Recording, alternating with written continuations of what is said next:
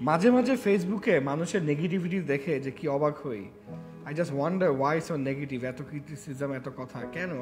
I don't know. So এই ধরনের negative লোকজনদের জন্য I have a story which I'll be telling you right now. So একবার বাবা ছেলে একটা গাধার পিছনে করে এক জায়গায় যাচ্ছিল।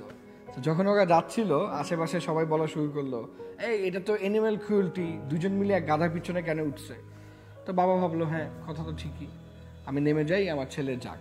সো বাবা নেমে গেল, পাশে হেঁটে হেঁটে যাচ্ছিল আর গাধার পিছনে ছেলেটা ছিল। সো একটু পর লোকজন আবার বলা শুরু করলো, এই ছেলে তো বেয়াদব, বাবাকে পায়ে হাঁটায় নিয়ে যাচ্ছে, নিজে ঠিকই গাধার পিছনে চড়ে যাচ্ছে।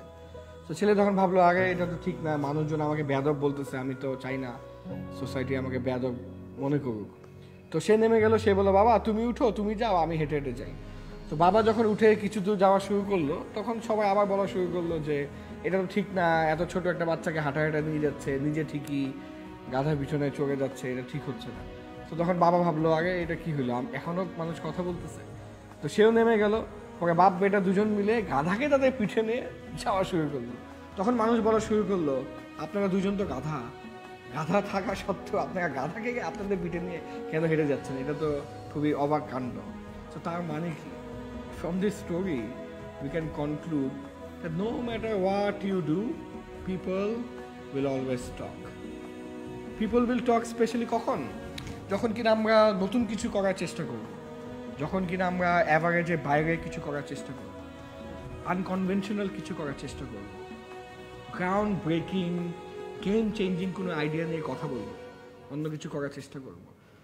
বিকজ কেউ চায় না যে আপনি তাদের থেকে উপরে উঠে যান, সবাই চাবে আপনি তাদের মতনই অ্যাভারেজ থাকুন।